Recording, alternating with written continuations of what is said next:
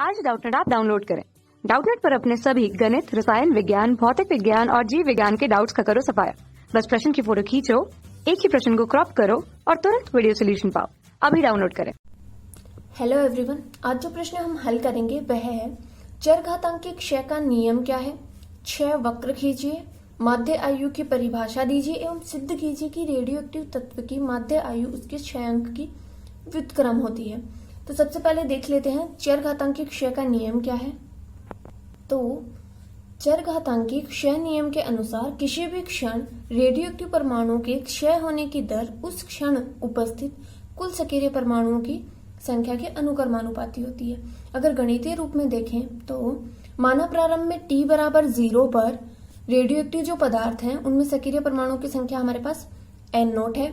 t समय पश्चात यह जो है n रह जाती है तथा t प्लस dt कोई अल्प समयांतराल जो है वो ले लिया हमने। इसके पश्चात यह जो संख्या है यह घटकर n में से dn परमाणु जो है घट गए हैं। तो परमाणुओं के क्षय होने की जो दर है उसे हम लोग किस प्रकार लिखेंगे, dn बटे dt। क्षय हो रहा है अर्थात ऋणात्मक का चिन्ह आएगा। यह जो है वह उस समय उपस्थित जो सक्रिय परमाणु है उनकी संख्या के समानुपाती होगी। यही हमारा चरघातांकी क्षय नियम है।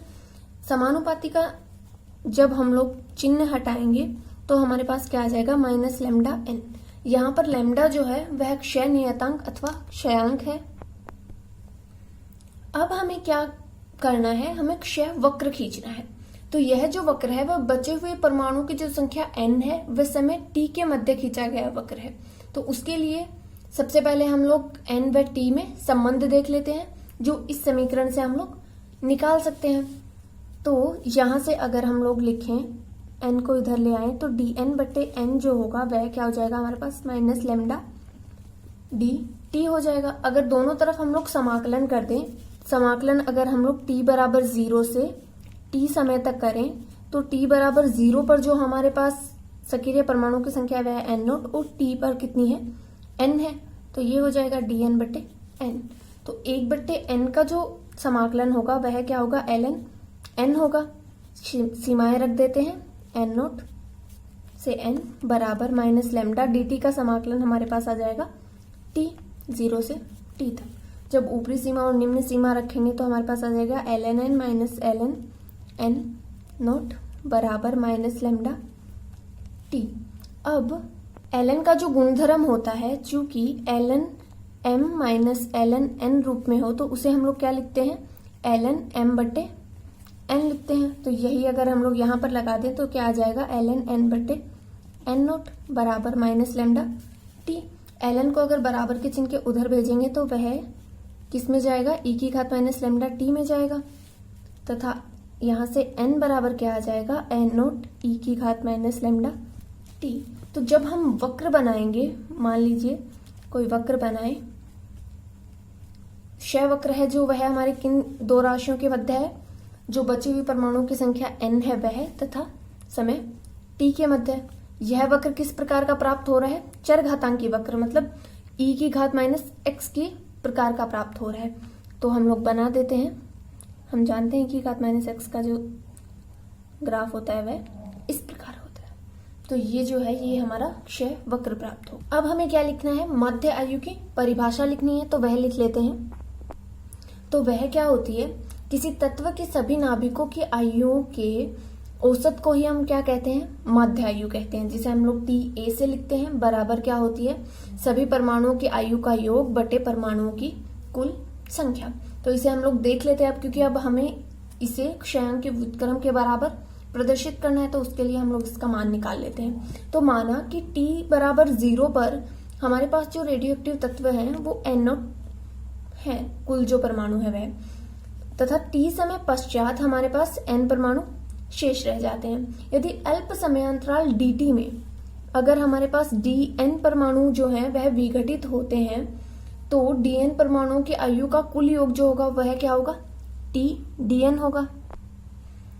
यहाँ dt का मान बहुत ही छोटा है, अर्थात dt जो है वह टेंडिंग टू 0 हमने माना है, जिससे dn परमाणु में से प्रत्येक परमाणु t समय तक सक्रिय रहा, अर्थात प्रत्येक परमाणु की आयु जो है वह क्या थी, टी थी।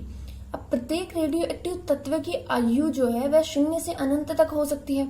अतः समस्त सक्रिय परमाणुओं की कुल आयु का जो योग होगा वह कितना होगा, 0 से अनंत तक TDN। तो अब हम लोग मध्यायु निकाल देते हैं, TA बराबर 0 से अनंत तक TDN बटे जो कुल परमाणुओं की संख्या है वह हमारे पास N नोट है। अब क्षय नियम से हम लोग जानते हैं कि DN बटे DT जो होता है, अब समय जो है वह तो हमारे पास धनात्मक ही होगा, तो ऋणात्मक चिन्ह को हटा के हम लोग इसका मोड ले लेते हैं। वह क्या होता है, लैम्डा N होता है। यहां से DN जो आएगा वह हमारे पास कितना आ जाएगा, लैम्डा NDT हो जाएगा। तथा क्षय नियम से हम लोग यह भी जानते हैं कि जो शेष अणुओं की संख्या n होती है वह क्या होती है, N नोट E की घात माइनस लैम्डा T होती है। इसको समीकरण A लिख लेते हैं, इसको समीकरण B लिख लेते हैं। अब समीकरण A से हम लोग क्या कर सकते हैं, DN का मान यहाँ पर रख सकते हैं। तो TA बराबर जो होगा वह क्या होगा, 0 से अनंत तक T लैम्डा N DT हो जाएगा बटे जो N नोट है वह N नोट रख लेते हैं। तथा समीकरण B से अगर N का मान हम लोग रखें तो हमारे पास TA बराबर क्या हो जाएगा, 0 से अनंत तक T lambda N note E की घात माइनस लैम्डा T DT बटे N नोट। अब N नोट से N नोट यहाँ पर कट जाएगा और लैम्डा जो है वह नियतांक अर्थात वह समाकलन के चिन्ह से बाहर आ जाएगा। तो हमारे पास क्या प्राप्त होगा, लैम्डा 0 से अनंत तक T E की घात माइनस लैम्डा T DT। अब इसे हम लोग इसका समाकलन कर सकते हैं। गणित के समाकलन के गुणधर्मों से हम लोग जानते हैं कि इसका समाकलन जो है वह U गुणा V वाली विधि से होगा। इसको हम लोग प्रथम मान लेते हैं, इसको द्वितीय मान लेते हैं। इस प्रकार अगर इसका हम लोग समाकलन करें तो हमें TA क्या प्राप्त होगा, लैम्डा जो है वह बाहर है, अंदर वाले का समाकलन करें तो पहले जो समाकलन करते हैं उसमें प्रथम पद ऐसे के ऐसा लिखते हैं और द्वितीय पद का समाकलन तो माइनस लैम्डा T से, और जो E की घात माइनस लैम्डा T है इसका समाकलन करेंगे तो माइनस लैम्डा भाग में आ जाएगा 0 से अनंत तक माइनस। अब क्या होगा, प्रथम पद का हम लोग अवकलन करते हैं और फिर समाकलन में 0 से अनंत तक लैम्डा T बट्टे माइनस लैम्डा DT। यह समाकलन हम लोग देख सकते हैं गणित के किसी भी नियम में जाकर, जहां इस प्रकार के समाकलन दिए गए हैं वहां से। अब ऊपरी सीमा रखेंगे अनंत तो E की घात माइनस अनंत 0 हो जाएगा, और निम्न सीमा जब रखेंगे तो T बराबर 0 रखेंगे तो ये 0 हो जाएगा। अर्थात प्रथम पद जो है हमारे पास वह तो 0 हो गया। माइनस माइनस यहाँ पर हम लोग प्लस लिख देंगे, लैम्डा जो है वह नियतांक उसे समाकलन के चिन्ह से बाहर रख लेते हैं। तो यहाँ जो आ जाएगा वह E की घात माइनस लैम्डा T DT आ जाएगा। अब यह लैम्डा और यह लैम्डा कट जाएंगे तो हमारे पास कितना प्राप्त हो जाएगा, 0 से अनंत E की घात माइनस लैम्डा T DT। अब इसका समाकलन कर देते हैं फिर से, तो TA बराबर जो होगा वह क्या होगा हमारे पास, E की घात माइनस लैम्डा T बट्टे माइनस लैम्डा। यह इसका समाकलन होता है। सीमाएं लिख देते हैं 0 से अनंत तक।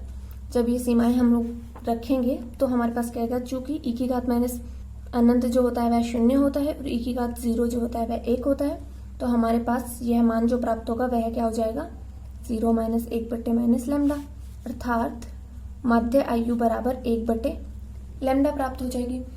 हमें क्या सिद्ध करना था कि एक रेडियो एक्टिव तत्व की जो मध्य आयु होती है उसके क्षयांक की व्युत्क्रम होती है, यही हमने निकाल दिया है। जो जो हमसे प्रश्न में पूछा गया था वो सब हमने लिख लिया। Thank you. कक्षा 6 से 12वीं से लेकर नीट, IIT, JEE वो एडवांस के लेवल तक 1 करोड़ से ज्यादा छात्रों का भरोसा। आज ही डाउनलोड करें डाउटनेट ऐप या व्हाट्सएप करें अपने सारे डाउट्स 8400 400 400 पर।